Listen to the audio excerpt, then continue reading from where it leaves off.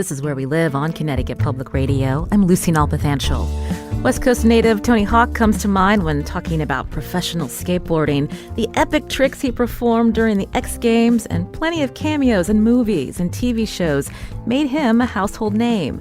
Today, his foundation helps build skate parks in underprivileged areas. Skateboarding culture is thriving on the East Coast, too, and Connecticut notables include street skater and Olympian Alexis Sablone, who was born in Old Saybrook and who medaled 7 times in the X Games.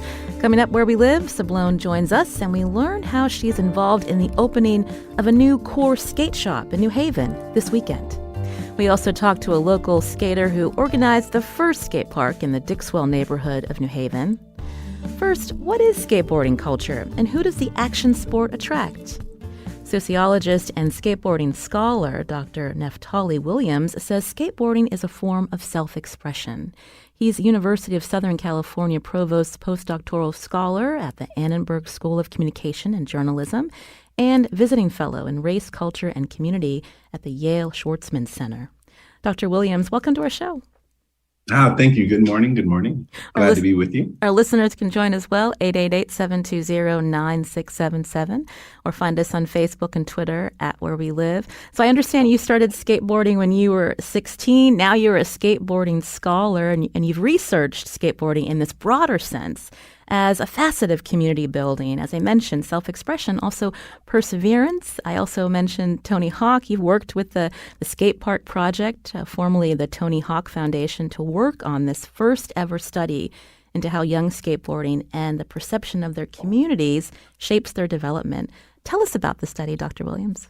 Well, thank you very much. One, I really appreciate the fact that the Tony Hawk Foundation / now the Skate Park Project was having enough insight to think through, rather than just having anecdotes from everyone who's been participating in skateboarding for a long time, of course, Tony and other folks, but to reach out to us at the University of Southern California and get us to really work out in the community to gather the experiences of skaters all over the United States, so that we could actually, rather than just have anecdotes, but actually have hard data on what their experience has been and how skateboarding is viewed within society, within their schools, how their parents approach skateboarding, and really to see how skateboarding affected their career trajectories and their educational goals. So it was really groundbreaking to actually get out in the field and make sure that we uncovered how skaters felt and how they felt people were treating them.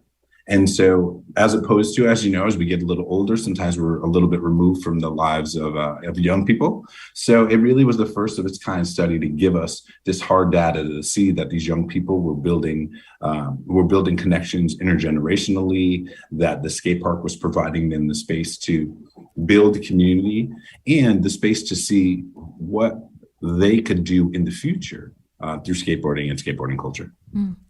I'm curious, when you think about how they perceive themselves and how people perceive them as skateboarders, what were some of the findings that surprised you, or, that felt that was something that you'd known and now you had the data to show it? So there's 2 things that I think are important. One, I thought it was great. One of the findings was that most of the skateboarders really liked school. And I think there's been sort of a stigma within the media saying, always picturing skaters as slackers or not people interested in school. But almost all of we had 5,000 people within the sample and over 100 who we were talking to in qualitative interviews. They all liked school. They thought school was great. And within that percentage, maybe 70% felt that they weren't judged as harshly within their education system, that people were sort of positive towards skateboarding. But there was a good percentage who said, yeah, I don't understand why people think for some reason that because I'm a skater, I'm not interested in school, or that somehow I don't belong here. So that was one of the things that was really important to understand, was that they do like school, they feel like they're part of their community, and that skateboarding is part of their identity. But there's a lack of translation between, let's say, us at the university level, or understanding that there's a natural track for these skaters, right? normally you get to participate in football or soccer or other sports.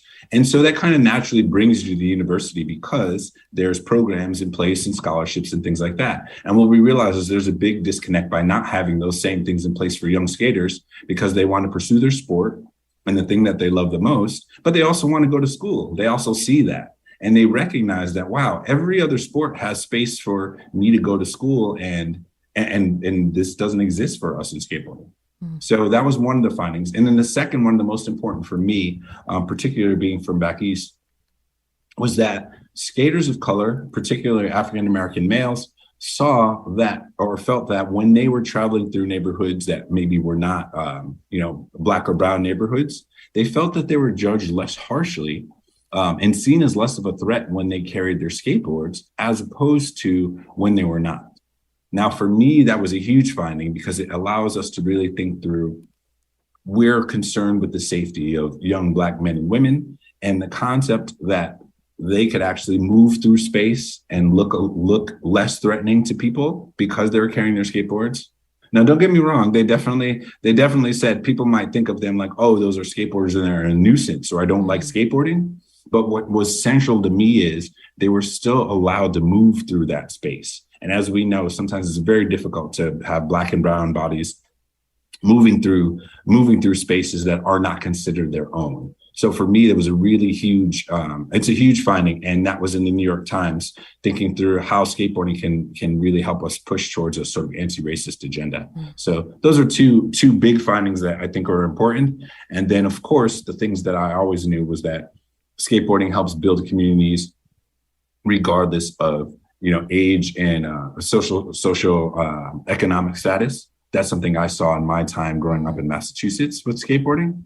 And so the study has really solidified to folks that it makes sense to build skate parks. It makes sense to, create these pathways between skateboarding and academia. And, one of the things I've done with some friends of mine was a college skateboarding educational foundation to sort of build out just small scholarships for skateboarders by skateboarders, just to help them see that whether or not they want to be in academia like me, or they want to go into the arts, that, just a little love from the skateboarding community, some small scholarships to go ahead and let them know that they deserve to be in the university at the same level as everyone else.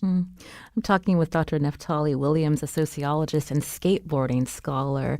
He's University of Southern California Provost postdoctoral scholar at the Annenberg School of Communication and Journalism. And coming up, we're going to learn a little bit more about your work with the Yale Schwartzman Center, Dr. Williams. But when we talk about skateboarding and the culture back east, so where we're located, I'm wondering if you can tell us more about New England's lesser-known skateboarding legacy.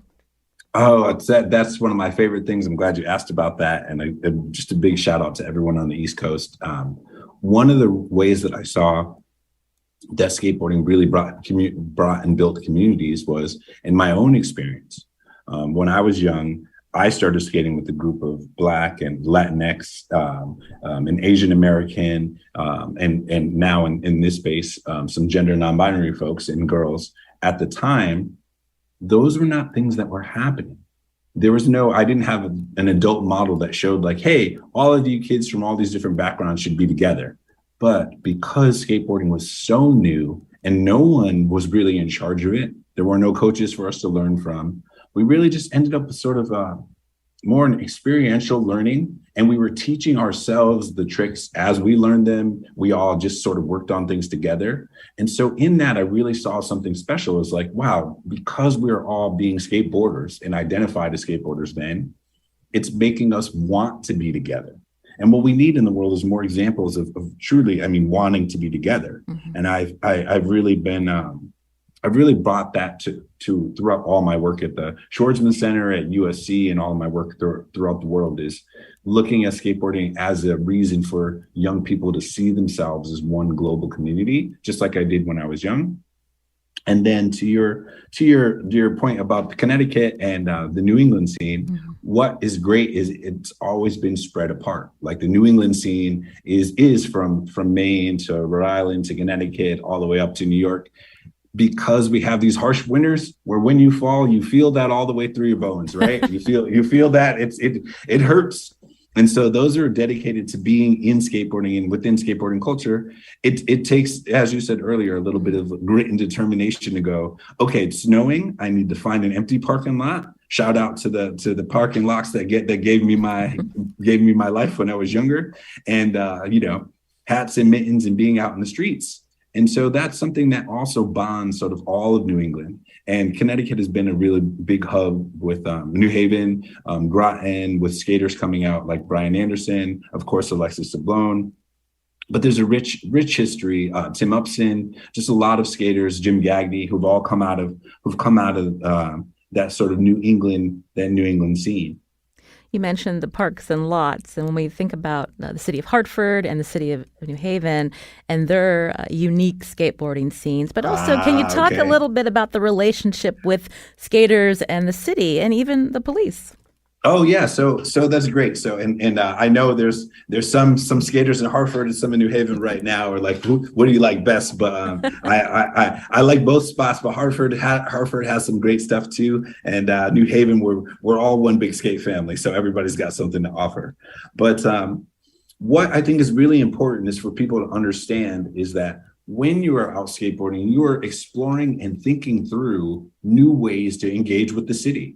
Right, where people are just using steps or stairs in which to get into a building, you could spend, honestly, you could spend your entire life thinking of combinations of ways to get down those stairs, or to skate a handrail, or to look at a little ledge or a bench or a little bank that people walk by every day. So that's something that immediately happens with skateboarding, is you start to have a new set of eyes, and you see the world in a way in which you can have your own expression and your own relationship with the city in a way that's that's moving art and really allows you to experiment to the limits of what you're capable of. So the only problem is, because skateboarding, even though it's an Olympic sport, it's the only sport that's heavily policed in such a manner, and only activity that does that, is you do run the risk of having early relationships with law enforcement. Mm-hmm. And this is just a case of saying skateboarding being illegal in a lot of these spaces,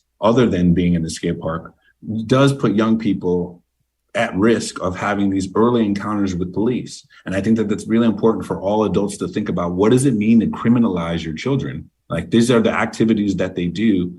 You should make sure that their first encounters with law enforcement shouldn't be negative ones. And those are things that sit with law enforcement. They don't want to, be called out to stop two skaters that might be skating a ledge that, or an empty parking lot. I myself in Connecticut, or not in Connecticut, but in Massachusetts, had the police called on me for skating an empty parking lot.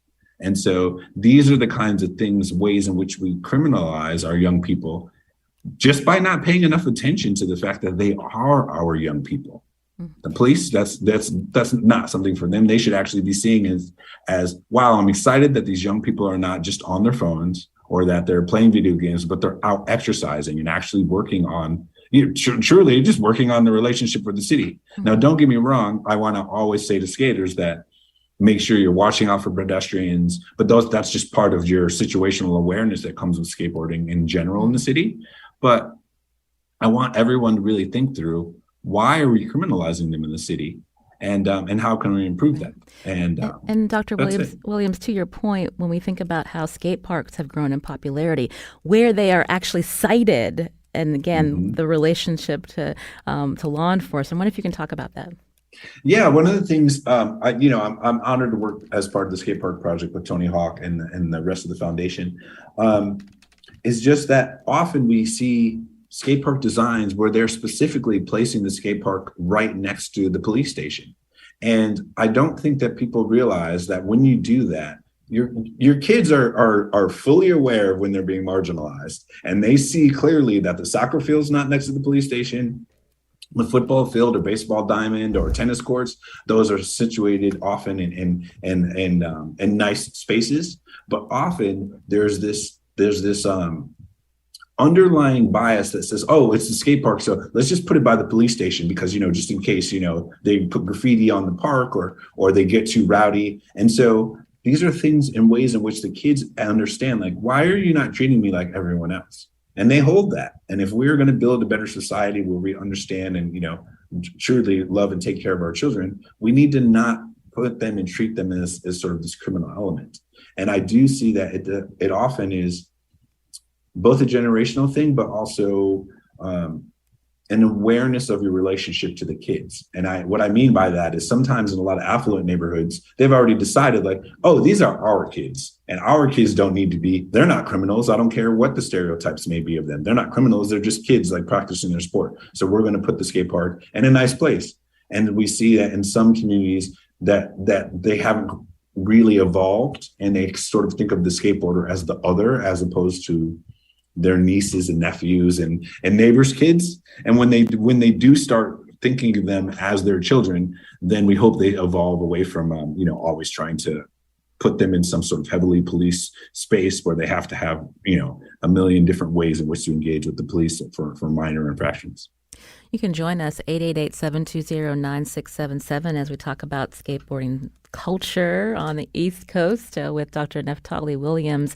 Again, he's University of Southern California Provost's postdoctoral scholar at the Annenberg School of Communication and Journalism, also visiting fellow in race, culture, and community at Yale Schwartzman Center.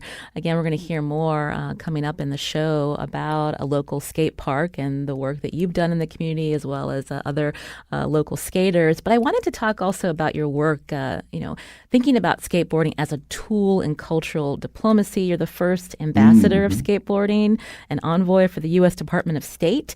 So tell us briefly about that role and, the work that you've done, even with Syrian refugees. Okay, no problem. So I will say what's been really great is that the Department of State has recognized skateboarding as a space that can fulfill a lot of the cultural and art and sport diplomacy efforts of the U.S. And so in my role in particular, I worked with the Syrian refugees who'd been granted asylum in the Netherlands. And I went and did skateboarding demonstrations and really brought boards to the kids and actually let them participate in skateboarding hands-on. But I also spoke with the young people who are just regular international students, students of the international school in the Netherlands. And my conversation with all of them is to let them know that when you start skateboarding, you now join a global community. And that was really important for the young Syrians who were in the Netherlands, because they've just lost their homes and they're in a new country with a new language. And we're trying to figure out how do we actually, how do we survive in the city? And so for them, it was really important to let them know, as you step on this board, this is your passport to a new community. And it doesn't matter if you're here in the Netherlands, if you're home in Syria, or if, I work in Cuba or Brazil, that you will have a skateboarding community. Once you start this, you will have a skateboarding community throughout the world. And it wasn't just for them, because we got to talk to, again, the young high school students who, the Dutch nationals, and they were just as excited because only a few of them skated, and having the conversation with them about skateboarding allowing them to be part of a community around the world, they got so excited they wanted to skate with all of the kids who'd been granted asylum. And those are things that don't normally happen in that kind of endeavor. But they wanted to skate with them. The young asylum seekers were also excited to skate together. And I brought in people from Belgium and some of the surrounding countries to help with that, just for everyone to see that as soon as they join, you do have people coming from across the borders just to welcome you to being part of the skate community. And I've done that and use skateboarding as a tool for cultural diplomacy, in the Netherlands and Cambodia and Cuba. And one of the things that's important is skateboarding works in all of the contexts, because it's both individual and you're part of a collectivist group. You add to the fabric of skateboarding. You can still be who you are, but you have a crew, you have a global community, and very few sports allow you to be yourself and as an individual be part of the collective in the same way. So it really fits a lot of boxes that we all want to happen. And then just lastly, I don't focus on them becoming athletes. Like when I'm working in Cambodia, it's not about them becoming athletes. It's about them just seeing a way where even if they just like the art on a skateboard, that might be something that inspire them, or they see that I'm at the university and they want to think about getting an education, or just entrepreneurship and starting their own brands, just being able to see skateboarding as a tool for them to express themselves or build out to the person that they want to be without having a lot of, having a lot of constraints on them. Mm. You're listening to Where We Live on Connecticut Public. My guest, sociologist and skateboarding scholar, Dr. Neftalie Williams. We're going to hear more about the local skateboarding scene, the culture here, as well as efforts to grow and expand skate parks in our state. You can join us too, 888-720-9677, or find us on Facebook and Twitter at Where We Live.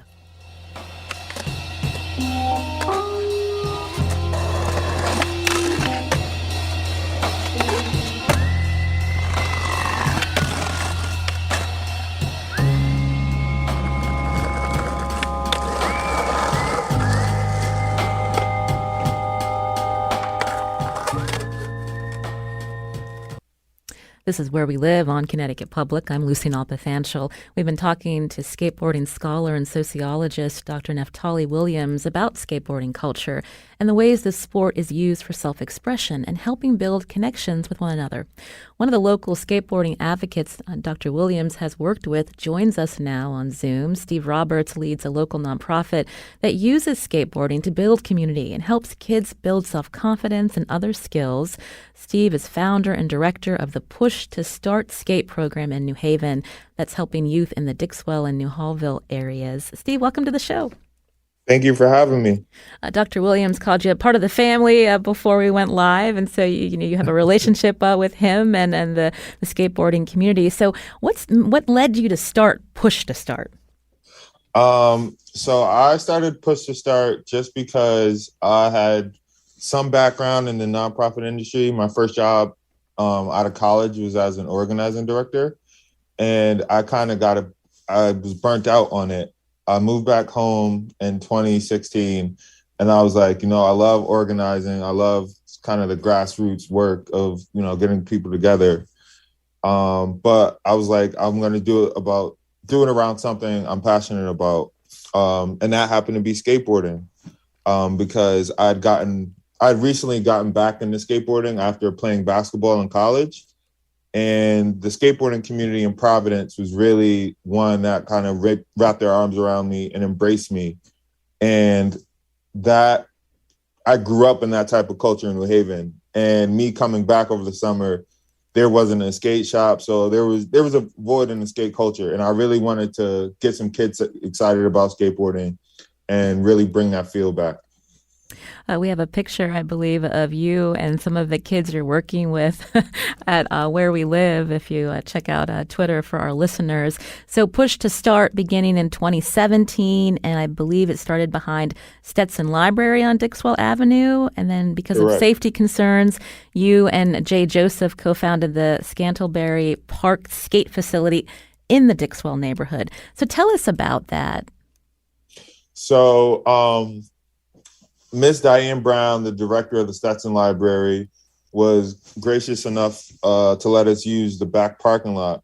I would set up some cones and let the kids go crazy back there. But we had a few times where cars would, drive through the cones, and I'd have to stop the lesson and kind of scold the driver. Mm-hmm. But also I noticed like a lot of the kids became discouraged when they couldn't, do an ollie, which is the basic street skateboarding trick. When I started skateboarding, having ramps to skate and, bank surfaces really helped me when I couldn't ollie. And I just thought it'll make my lessons easier, and it'll also be a cool asset for the neighborhood. Mm-hmm. You said the term ollie for people who aren't skaters. Can you describe that for our listeners? Ollie is like the basic jump. If you know what a bunny hop is on a bicycle, mm-hmm. an ollie is the same thing on a skateboard. Nice. So what was the community response, to moving into Scantlebury Park, and what has been the response since it opened, I believe, last year? So Jay and I put our heads together. We applied to the Could Be Fund, which was a fund by the New Haven Economic Collective, I believe. We got 25,000, and we had to, in order to get the money, we had to have a match. Jay and Garth Ross from the Sportsman Center had a prior relationship. Bobby Poirier, who co-founded the Yale Undergrad Skateboarding Union with Jay, introduced everyone to each other. And I really want to take time out to give him props, because Scantlebury wouldn't be here, Finding Line wouldn't be here without Bobby. And also Bobby was very adamant about having folks in the Yale Undergrad Skateboarding Union come out to push to start lessons and teach. But to continue my original story, we applied for 25,000, got the match from the Sportsman Center, and we got an extra 25,000 from the Could Be Fund, because someone else's project required more approval, and it was a longer process, and the money was earmarked to be spent. So we needed the extra money, and we got it. So after that, we reached out to the alder of the neighborhood, Alder Jeanette Morrison from Ward 22. And she organized 2 community meetings.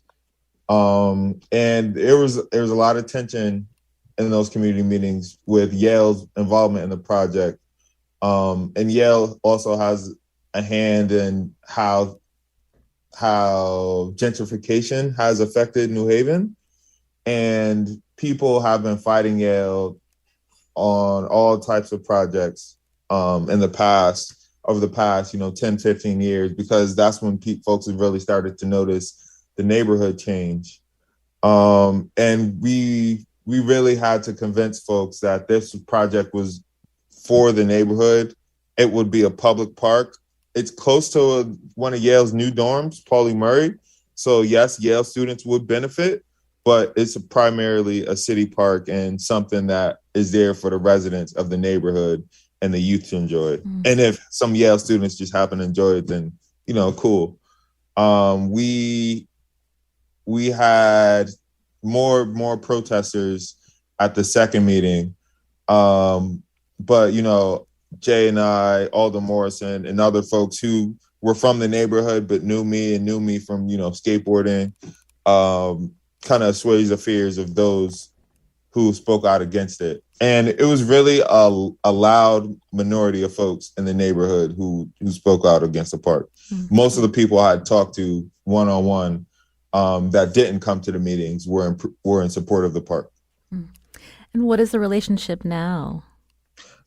Everyone comes up and tells me they love it. Like even the folks that came out and spoke against it, they kind of had their mea culpa moment, and they admitted that this is a net benefit for the neighborhood, and they're excited to see kids kind of taking things in their own hands, or just like using that independence that skateboarding gives people. There's a core group of kids that started skating when the park first opened. I call them the Scandal Babies. And, it's just crazy to see them evolve over these past 2 years from, kind of being shy and timid to really expressive and, not willing, kind of expressive and willing to, experiment and take good risks, and just, grow as a person, grow as people. Dr. Neftalie Williams is still with us. I'm wondering if you can respond to what Steve shared, and also your work at the Yale Schwarzman Center, helping kids in the city here. Yeah. So one, just shout out and so much love to Steve and Jay and Garth at the Yale Schwarzman Center team, and Scantlebury, just for building that new hub, because I know, as Steve was talking about, is that there can often be people who are not interested in skateboarding being placed within their community. And a lot of that has to do with those media representations of who skateboarders are, right? As I said earlier, if you're not thinking of skateboarding as your children or your neighbors' kids, or creating a space for your young people, you may see it as something that's gentrifying or something that's coming from outside of the community. My PhD research, there's a book. The book that's coming out with UC Berkeley is the history of skaters of color from the 1960s to the present day. So understanding how those experiences as being skaters of color, have influenced skateboarding as a whole, and who were their adversaries and allies, just in the same way that Steve is talking about. And I'm excited for that to be out so that people can actually really be able to see that we've got such a rich history in skateboarding culture. So we should not be looking at it as, oh, they're gentrifying our neighborhood. It's no, this is our neighborhood and we're taking care of our kids. And that's been a really great, I've been having that conversation via the Yale Schwarzman Center with Dr. Elijah Anderson, who's a Sterling professor at Yale, who focuses on really race and how Black and brown bodies move through and occupy space, particularly with this new book on Black and white space. And with Elihu Rubin, who is the undergraduate director for art and design, and so, for architecture and design.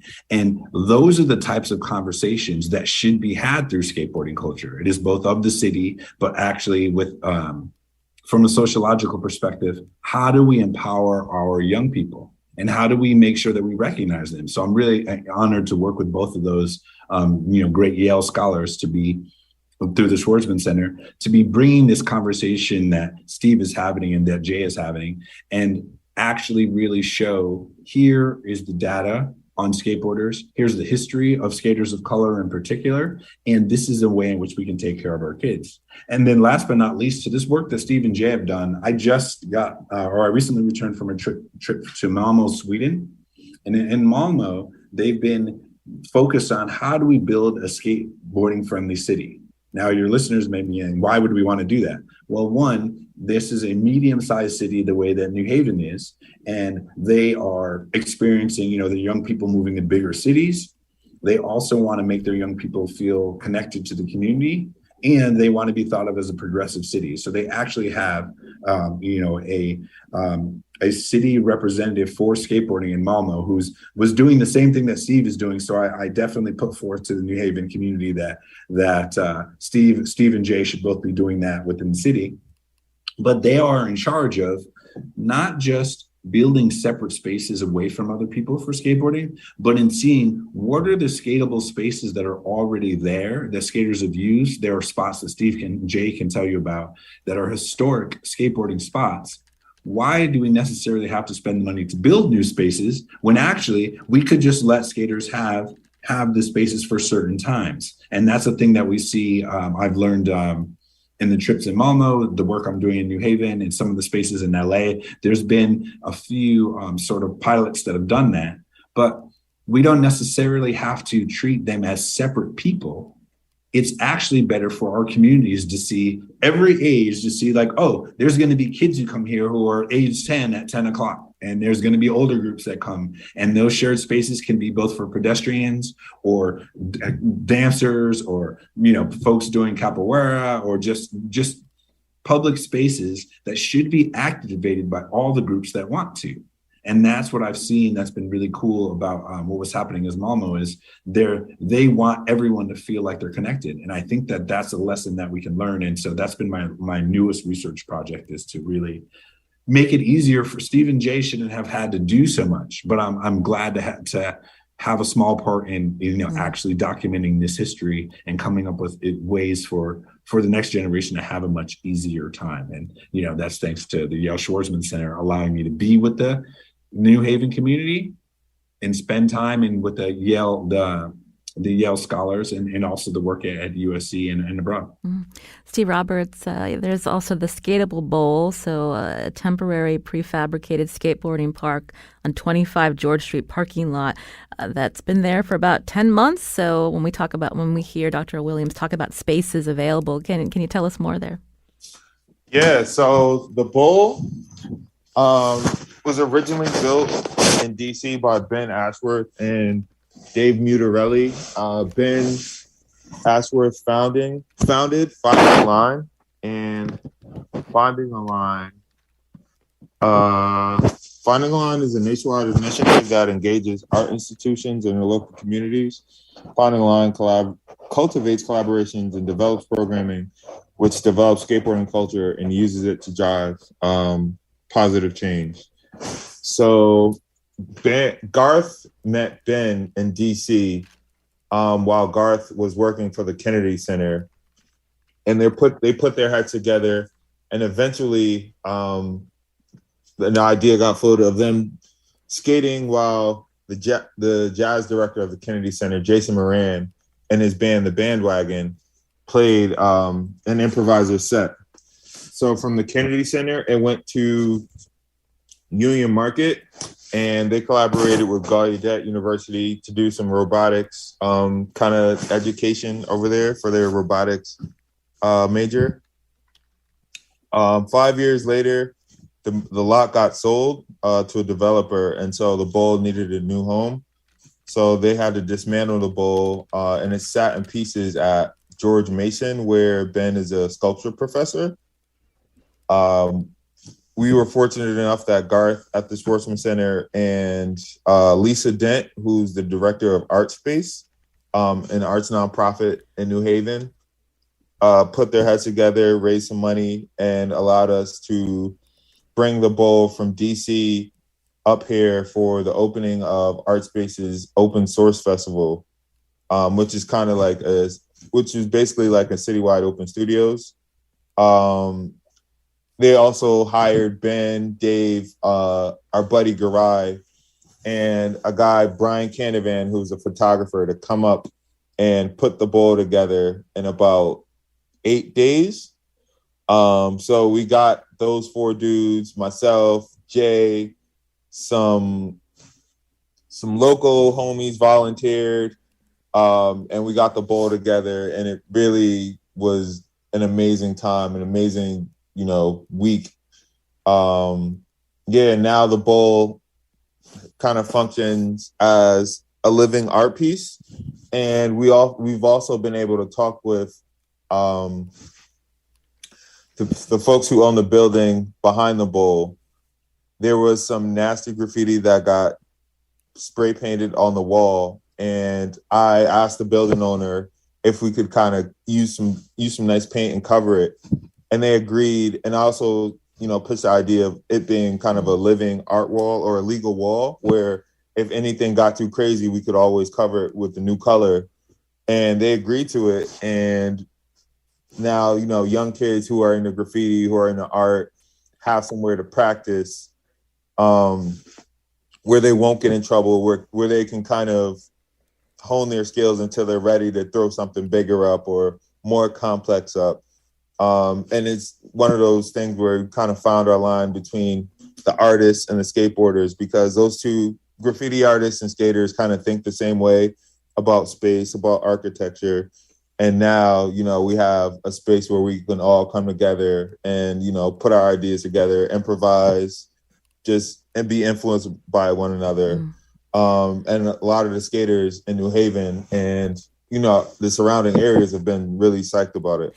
So I wanted, so good. Thank you for explaining that to us, Steve Roberts. And I wanted to get another perspective on the skateboarding community and how it's growing. On the phone with us is Ethan Giorgetti, who's a skateboarder and videographer from East Hampton, who owns a skateboard company called Social Hour. We played a clip from Giorgetti's latest video titled Keepsake near the end of the last segment. Ethan, welcome to the show. Ethan, can you hear us? Oh, I guess Ethan is not there. So I'm going to go back to Dr. Williams. Before we head into break, when we were talking about the skate scene expanding, I'm hearing the impact of Steve and others, and the research that you've done. I'm just wondering if you can leave us with some last words. I'm very excited. One of the things, as I was mentioning about, Malmo making a skate-friendly city, the conversation between myself and Malmo was made easier because of the work that was done in the Schwarzman Center to actually build the bowl as the skatable sculpture so that people could re-engage with art and be thinking about where skateboarding should fit in their lives, right? While they're enjoying the city, they should be able to see who else enjoys the city, and that sculptures don't necessarily have to just have one function to be looked at and be separated from the people, but they can be used in design so that they're both the art piece, but they can serve a function within the city to provide space and haven and community gathering space, depending on how they are or designed. So it's really amazing, all the work that's happening in New Haven with Yale and the Yale Schwarzman Center, because having seen Steve and Jay and everyone do that work, it felt that we now had a better connection. Like, this is the version of it in the US. There's a version of it that's happening in Malmo. There's a version that's happening everywhere. And I think for us as adults,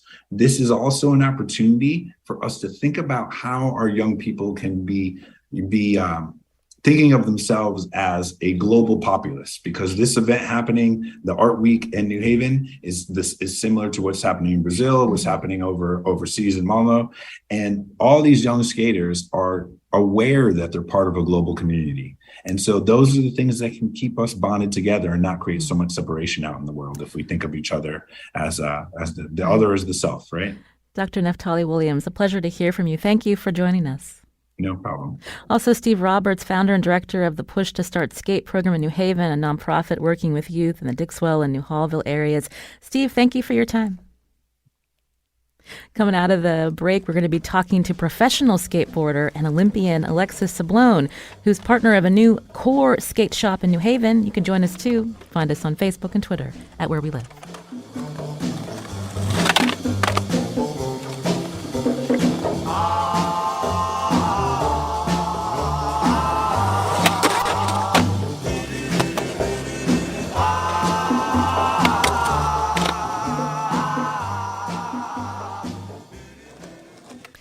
This is Where We Live on Connecticut Public. I'm Lucy Nalpathanchel. Skateboarder, professional street skater Alexis Sablone was born in Connecticut. She's medaled 7 times in the X Games and was on the first ever skate team during last summer's Olympics, the first time the sport was included in the Games. She's still involved in the skateboarding community here, helping to open a new core skate shop in New Haven, the city's first since 2015. Alexis Sablone is the new partner of Plush, soft launching tonight on 96 Orange Street in New Haven. Alexis, welcome to the show. What a pleasure to hear from you. Yeah.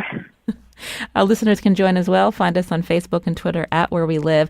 So tell us about, what inspired you to open up this shop in New Haven?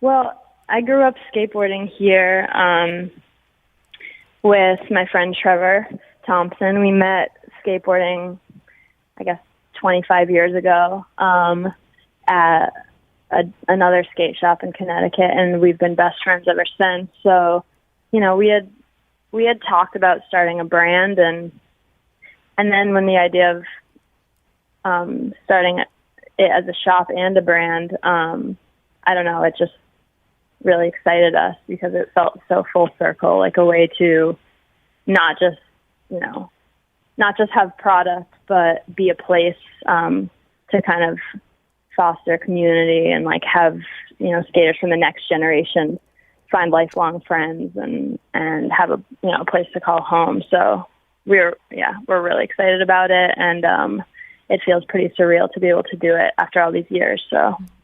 We were talking earlier about, making space for skaters, and you grew up in Connecticut. So how have you seen the skateboarding scene grow on the East Coast?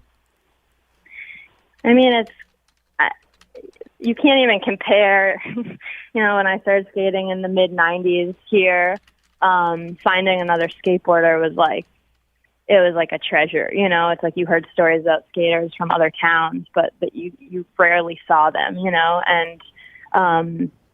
And they were really far and few between. And now it's obviously skateboarding has kind of exploded into this mainstream global phenomena. And, it's with that has come a lot of good changes though too, with which just seeing kind of more and more types of people skateboarding, all ages, all genders, all everything. And I think that has really is continuing to grow, and that's continuing to be, skateboarding has always been, skateboarders will say skateboarding's for everybody. And I think now more and more that's becoming true. And it's really cool to see after, being a part of it for so many years. So, yeah. And you're an Olympian, again, competing last summer, the first time the sport was included in the Games. How did that feel, Alexis? It felt, it was a huge honor. It felt kind of unexpected. I guess it's like so many sports that are in the Olympics. It's probably, people train with that as like this ultimate goal in mind. And for skateboarding, for me, that was never the goal. Skateboarding wasn't part of the Olympics. That wasn't even a possibility or a thought in my mind. But, I skated in competitions for years to make a living. And that put me in a position to be able to actually make it there. And once I was in that position, I was, I just felt kind of like just grateful to be there, and to get to experience that, because it's just not an experience that many people get to have. So, I don't know. It was pretty incredible, and still it feels surreal, like hard, but yeah. So I mentioned Plush again. This is soft launching tonight on Orange Street in New Haven. This is the first core skateboard shop in New Haven since 2015. So what can listeners expect when they visit? Well, I mean, we've been working very hard. I'm sitting in the shop now, covered in mortar dust. We're still cleaning up and getting everything set up, and I got to design it. We built it ourselves, and like we've already just kind of the friends like that we've already had that came out to help work on it, and the new friends we've made, like of all generations, kind of. It's been really cool. Like it already feels like something that is so close to us, because it brought us together working on it. And, but I think that, I don't know, we just kind of set out to make the shop we always wished we'd had here. And it's kind of a dream come true for us to be able to do it and to be in a position to be able to do it. And so, yeah, we just really put everything into it. So, I don't know, I think it's, unique, and hopefully will be beloved to skaters in generations to come. So, yeah. When you talk about helping design it, for listeners who don't know, you have a master's degree in architecture. You've designed really impressive skatable sculptures around the world. So it's interesting to hear about that other talent that you have, Alexis. Yeah. This is my first time designing a retail space, but it's cool that it still surprises me, all of the way that kind of skateboarding and all of the other work that I do continues to like overlap, and skateboarding continues to surprise me and open up new doors for me. So yeah, it was really really rewarding to be able to get to design it and then actually like build it and see it come to life, and to have, like I said, help from friends working on things with us late nights and stuff is I think a lot of exhausting nights, but I think a lot of memories we'll cherish forever. So yeah, pretty cool. I've been talking to professional skater and Olympian Alexis Sablone, a Connecticut native, a new partner of Plush, a core skate shop, a soft launch happening tonight at 96 Orange Street in New Haven. Alexis, a pleasure to have you on. Thank you so much. Great to be here. All right, thank you. I'm Lucy Nalpathanchel. Today's show produced by Katie Pellico. Our technical director is Kat Pastor. Coming up Tuesday after Labor Day, a sit-down conversation with gubernatorial Republican nominee Bob Stefanowski. We hope you can join us.